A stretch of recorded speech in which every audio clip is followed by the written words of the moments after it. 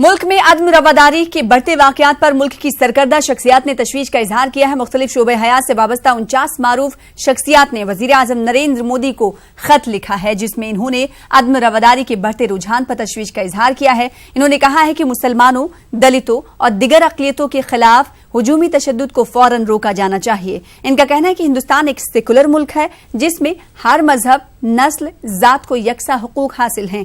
जिन जानी मानी हस्तियों ने वजीर आजम नरेंद्र मोदी को खत लिखा उनमें श्याम बेनेगल, अदवर गोपाल कृष्णन, अर्पणा सेन और अनुराग कश्यप भी शामिल हैं। तो मुल्क में अदम रवादारी के बढ़ते वाकयात पर मुल्क की सरकर्दा शख्सियात ने तशवीश का इजहार किया है। मॉब लिंचिंग को लेकर हमने देखा है कि कई वाकये पेश आए हैं, जिसके बाद कई नामी गिरामी हस्तियों ने वजीर आजम नरेंद्र मोदी को खत लिखा है। इसी हवाले से बातचीत करेंगे, रुख करेंगे दिल्ली का। हमारे साथ हमारे नुमाइंदे विनीत जुड़ रहे हैं। विनीत, अदम रवादारी का माहौल बरपा है, ऐसा इन नामी गिरामी शख्सियतों को महसूस हो रहा है, जिसको लेकर खत लिखा गया। इस खत में क्या कुछ मजीद बातें कही गई हैं? हाँ जी, निश्चित तौर पर मैं आपको बताना चाहूंगा कि कई लोगों ने प्रधानमंत्री नरेंद्र मोदी को चिट्ठी लिखी और एक साथ चिट्ठी लिखी है, जिसमें साफ तौर पे कहा गया है कि जय श्री राम और जय हनुमान के नारों के साथ उन्हें डराया जाता है। मॉब लिंचिंग की घटना को लेकर के उन्होंने चिंता जाहिर की है, लेकिन इस बात को लेकर के बीजेपी ने साफ तौर पे स्पष्ट किया है कि जिनमें लोगों की दुकानदारी खत्म हो गई है वही इस तरह की हरकत कर रहे हैं। साफ तौर पे उनका यह कहना है कि एक ऐसा बड़ा तबका है जो प्रधानमंत्री नरेंद्र मोदी के पीछे पड़ा हुआ है और 2002 से लेकर के अब तक भी इसी तरह की हरकत करता रहा है, लेकिन जनता उन्हें जवाब दे रही है, क्योंकि 2002 के दंगों के आरोप को लेकर के भी प्रधानमंत्री पर आरोप लगाए जा रहे थे और उसके बाद से लगातार जनता का जो मैंडेट है वो उनके साथ है। और साथ ही साथ जिन लोगों ने चिट्ठी लिखी है उनकी दुकानदारी बंद हो गई है, ना तो उन्हें कोई पढ़ना चाहता है, न ही उन्हें फिल्मों में काम मिल रहा है और इसीलिए अब इस एक हताशा के तहत यह चिट्ठी लिखी जा रही है। और क्योंकि जो जनता का समर्थन है वो बीजेपी के साथ है, प्रधानमंत्री नरेंद्र मोदी के साथ है। इसके साथ ही साथ मैं आपको बताना चाहूंगा कि जो मॉब लिंचिंग की घटना में हो रही है उस पर भी उन्होंने साफ तौर पर कहा कि इसके एक सवाल के जवाब में अभी थोड़ी देर पहले राज्यसभा में गृह राज्य मंत्री किशन रेड्डी ने साफ तौर पर कहा कि त्रिपुरा जैसे राज्यों में भी मॉब लिंचिंग की घटना में हो रही है, जहां पर न तो बीजेपी की सरकार है और न कानून व्यवस्था की जो स्थिति होती है वो जो है वो राज्य सरकार के तहत है। तो ऐसे में अगर इस तरह की घटना में घट रही है तो इसके लिए केंद्र सरकार को या बीजेपी शासित सरकार को जिम्मेदार ठहराना वो ठीक नहीं है। उन्होंने एक बात ये बताइए कि क्या खत में ये लिखा गया है कि जहां पर जिन जिन रियासतों में बीजेपी की सरकार है वहां पर अदम रवादारी को ज्यादा सामने देखा जा रहा है? सरकर्दा शख्सियात ने क्या इस हवाले से तशवीश का इजहार किया? जी, निश्चित तौर पर मैं आपको बताना चाहूंगा कि बीजेपी शासित राज्यों के का नाम लिया गया, उनका हवाला दिया गया है, लेकिन साफ तौर पर बीजेपी से नकार रही है और बीजेपी का साफ तौर पर कहना है कि जो मॉब लिंचिंग की घटना में हो रही है वो कानून व्यवस्था की घटना है। और उन्होंने यह भी कहा, जैसा कि मैंने पहले बताया कि त्रिपुरा में का उदाहरण दिया किशन रेड्डी ने, जो गृह राज्य मंत्री हैं, उनका साफ तौर पे कहना था कि त्रिपुरा में भी अगर ऐसी घटना हो रही है तो उसके लिए जो है उसके लिए वहां की सरकार को जिम्मेदार ठहराया जाना चाहिए, न कि बीजेपी को या बीजेपी शासित राज्यों को, सरकारों को। जी, बहुत शुक्रिया विनीत हमारे साथ जुड़ने के लिए और अपडेट फराहम करने के लिए। और इसी हवाले से गुलाम नबी आजाद ने राज्यसभा में क्या कुछ कहा, ये आपको सुनाते हैं। मंत्री ने जवाब दिया अपने क्वेश्चन में, the instants of criminal violence show declining trend ever since this government has come in 2014. Yes, I agree. The communal incidents have not taken place many, but I would like to say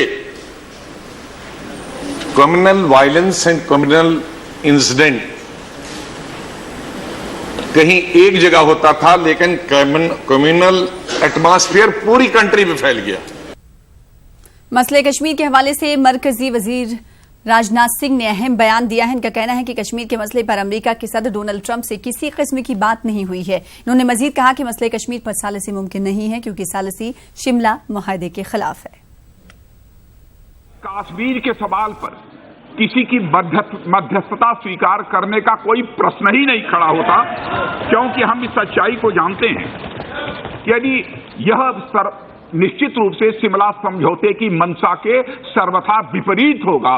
इसलिए किसी की मध्यस्थता को स्वीकार करने का कोई औचित्य नहीं। यह बात तो अपनी जगह पर है अध्यक्ष महोदय, लेकिन मैं यह भी स्पष्ट कर देना चाहता हूं, कश्मीर के सवाल पर हम इसलिए भी किसी की मध्यस्थता स्वीकार नहीं करेंगे क्योंकि हमारे यह राष्ट्रीय स्वाभिमान का प्रश्न है अध्यक्ष महोदय। हम सब कुछ स्वीकार कर सकते हैं, हम सब चीज से समझौता कर सकते हैं, लेकिन किसी भी सूरत में अपने राष्ट्रीय स्वाभिमान पर के साथ समझौता नहीं कर सकते। और अध्यक्ष महोदय, मैं यह भी स्पष्ट कर देना चाहता हूं, पाकिस्तान के साथ यदि बात होगी केवल कश्मीर पर बात नहीं होगी, पाक अधिकृत जम्मू कश्मीर पर भी बात होगी अध्यक्ष महोदय। यह भी मैं 2 शब्दों में स्पष्ट करना चाहता हूं। बहुत बहुत धन्यवाद। वज़ारत दाखिला ने राज्यसभा को बताया कि जम्मू कश्मीर मामले पर मरकज सिफर बर्दाश्त यानी जीरो टॉलरेंस की पॉलिसी पर अमल पैरा है। रवां साल में अब तक 126 मिलिटेंटों को मार गिराया गया है। वजारत ने मजीद बताया कि कार्रवाई में 75 सिक्योरिटी एहलकार भी शहीद हुए हैं। इनमें पुलवामा हमले के 40 शहीद भी शामिल हैं।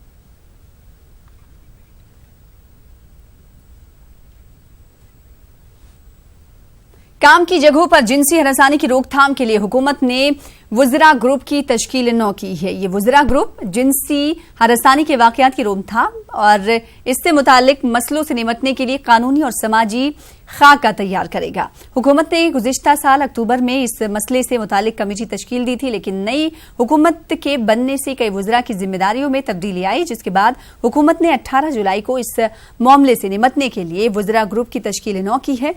वुज़रा ग्रुप में वजीर दाखिला अमित शाह, वजीर खजाना निर्मला सीतारमण, HRD वजीर रमेश पोखरियाल और वजीर बराए बहबूद अतफाल स्मृति ईरानी शामिल हैं।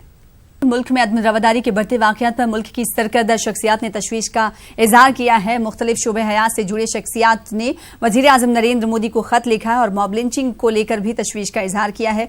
और इसी हवाले से बातचीत करेंगे इस तस्लीम रहमानी साहब से, जो कि दानिश्वर हैं। तस्लीम रहमानी साहब, मुल्क के मुख्तलिफ शोबे हयात से जुड़ी शख्सियात ने वजीर आजम नरेंद्र मोदी को अदम रवादारी को लेकर खत लिखा है। क्या लगता है कि इन शख्सियात के जरिए पहले खत लिखा जाना चाहिए, इस हवाले से कार्रवाई का मुतालबा करना चाहिए या फिर देर कर दी?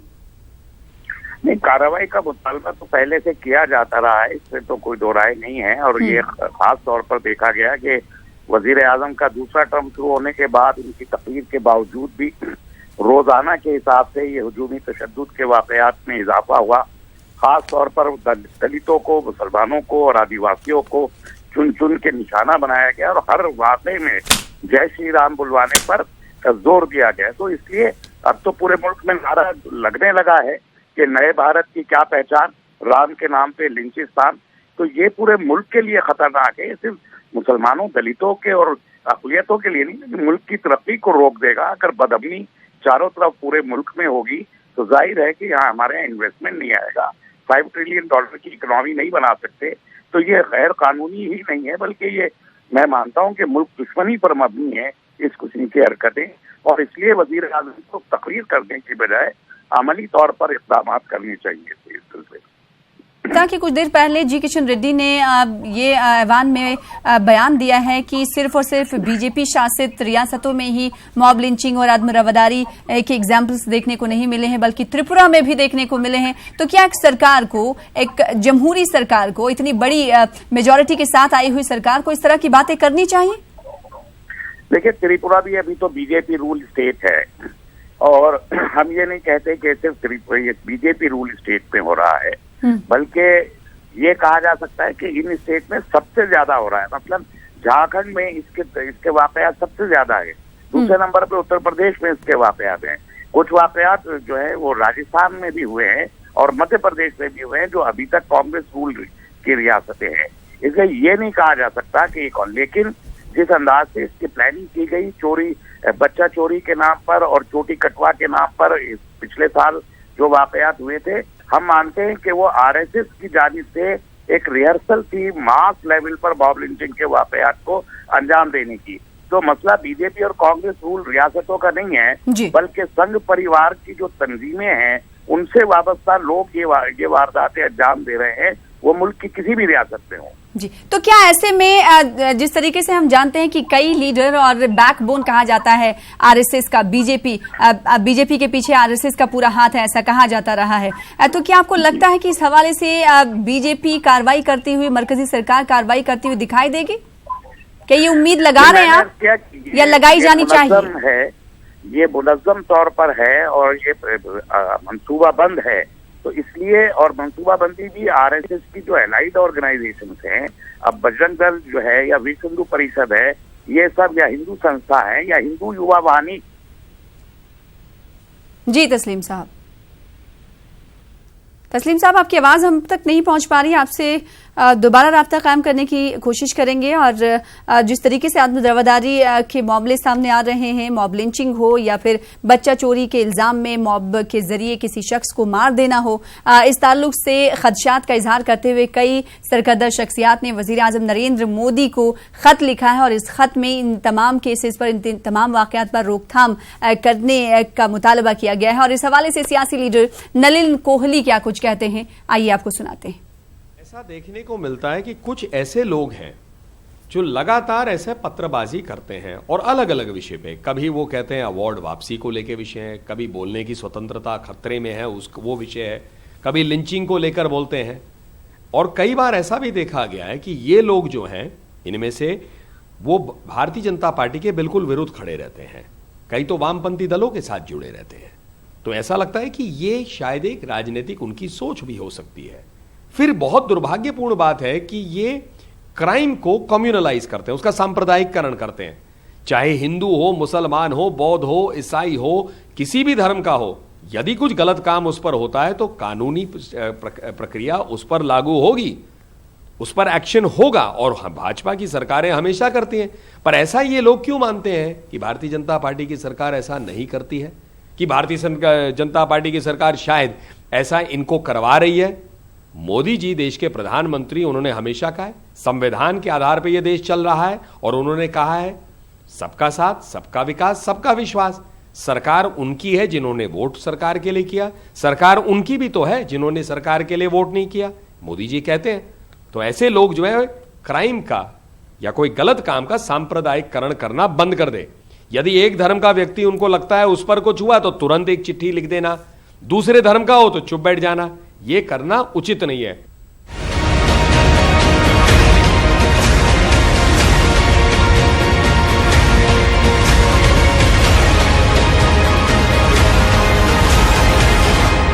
तो बढ़ती आत्मदावादारी पर तशवीश का इजहार किया गया। सरकर्दा शख्सियात ने चिट्ठी लिखकर, खत लिखकर वजीर आजम नरेंद्र मोदी से मुतालबा किया है और तशवीश का इजहार भी किया है। और नलिन कोहली के कुछ देर पहले आप सुन रहे थे, उनकी जानिब से इजहार ख्याल किया जा रहा था कि सिर्फ और सिर्फ एक खास तबके को लेकर ये चिट्ठी लिखना सही नहीं है। इस बीच हमारे साथ कांग्रेस लीडर मीम अफजल साहब जुड़ रहे हैं, आपका खैर मकदम करते हैं। मीम अफजल साहब, सियासी पार्टियां, अपोजिशन पार्टियां इस हवाले से लगातार सवाल उठाती रही, मॉब लिंचिंग की कार्रवाई पर सवाल उठाती रही हैं और साथ ही साथ मुतालबा भी करती रही हैं कि इस ताल्लुक से कार्रवाई सरकार करे। और आज हमने देखा कि मुअज़्ज़ज़ शख्सियात, जो कि नामवर नामचीन शख्सियात, उन्होंने खत लिखकर मुतालबा किया है। इस पर बीजेपी ये सवाल उठा रही है कि सिर्फ एक खास तबके को लेकर आप चिट्ठी लिख देते हैं। कुछ देर पहले आप नलिन कोहली को सुन रहे थे।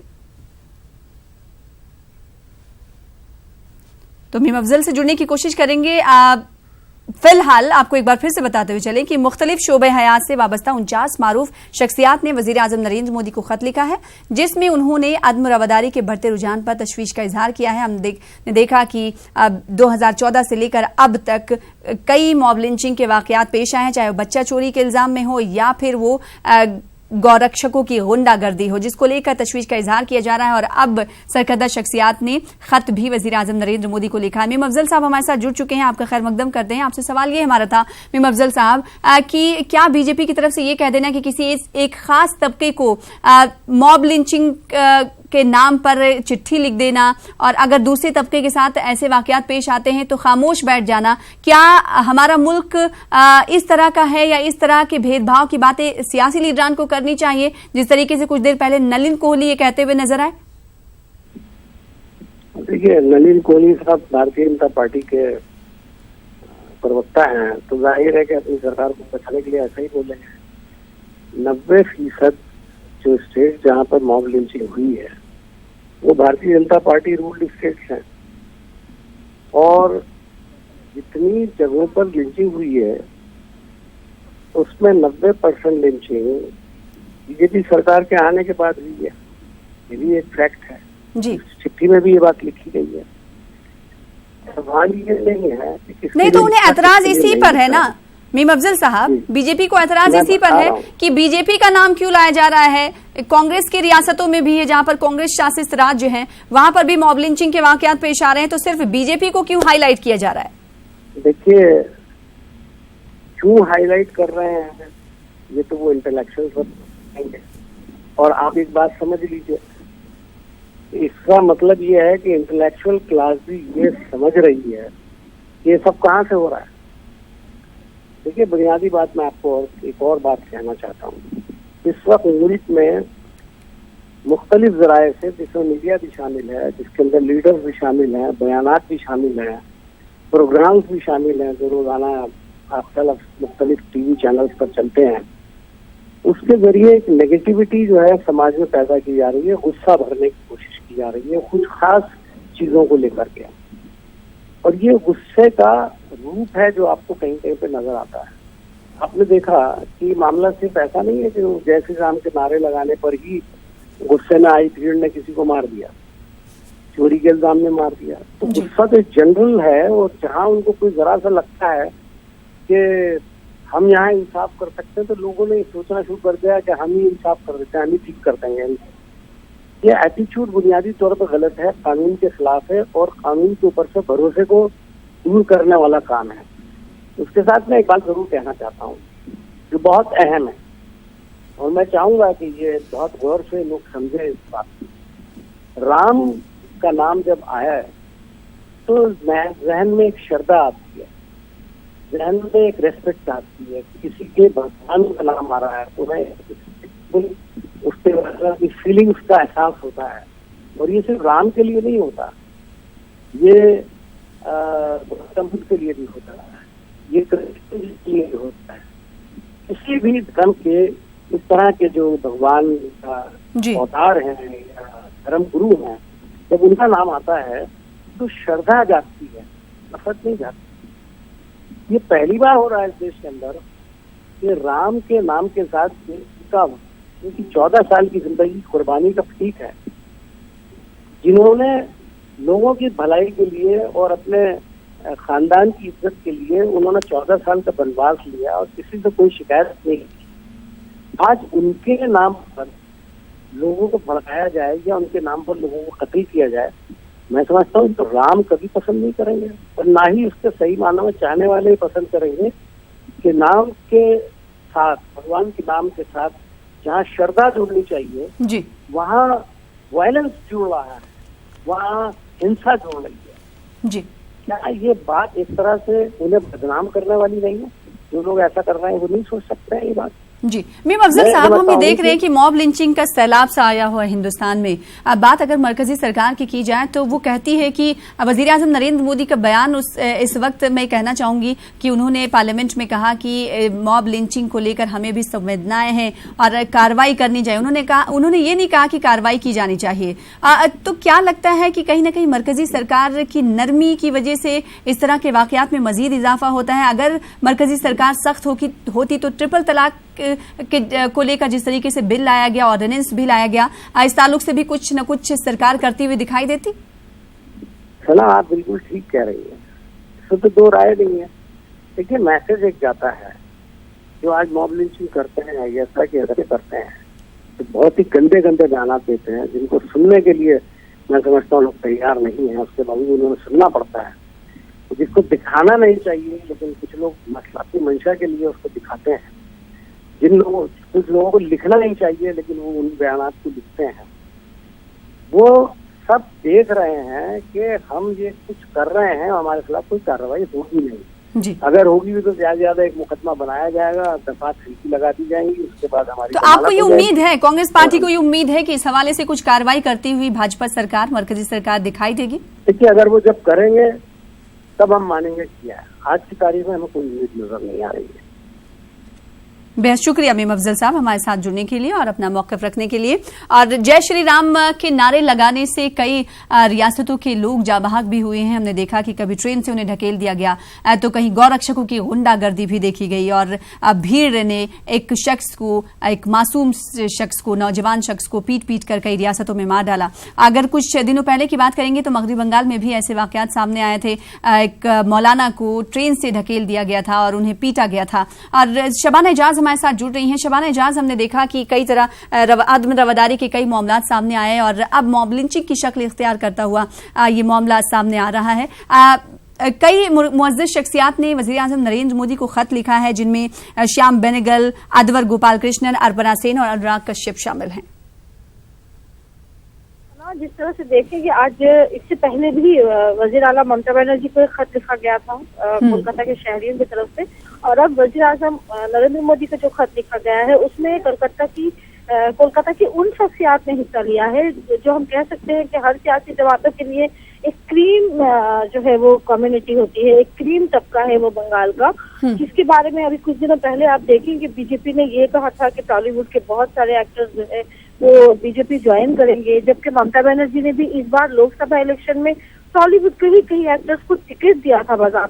कहीं ना कहीं जो सितारे हैं उनके करीब रहकर जो है वो बंगाल की सियासत में जो है वो अपना सितारा जो है वो चमकाने की कोशिश की थी। तो इसकी ही राह पर बीजेपी भी नजर आई थी। अब जबकि यही क्रीम तबका, अगर यही टॉलीवुड का यही लोग अगर सामने आकर जो है वो हालात पर अगर सवाल उठाते हैं तो ये दोनों ही पार्टियों के लिए एक बड़ा जो है वो बड़ी चुनौती होगी, बड़ा सवाल होगा। और अपर्णा सेन क्योंकि इसलिए वो तवज्जो का मरकज है कि वो खुद कुछ दिन पहले जो है वो भागपाड़ा गई थी, कांकीनारा गई थी। आपको याद होगा कि लोकसभा इलेक्शन के आखिरी मरहले की वोटिंग के दौरान यहाँ तशद्दुद कूद पड़ा था और अब भी इन इलाकों में जो है वो तशद्दुद है। स्कूल कॉलेज जो है वो बंद है, इलाके में कर्फ्यू के सूरत हाल है। लोग अब भी उन इलाकों के लोग कोलकाता की तरफ नहीं आ पा रहे हैं कि कब क्या हो जाए। कई लोगों की जानें गई हैं, पुलिस का पहरा है वहां पर, हालात बेहतर नहीं हुए हैं। और सवाल यही है कि एक बीजेपी पार्टी वहां से जीती है, तृणमूल कांग्रेस ने वहां जो है वो अपना उम्मीदवार दिया था और दो पार्टियों को लेकर जो है वो क्लैश हुआ था, जो बहुत ही संगीन सूरत हाल अब तक जो है वो इख्तियार किए हुए।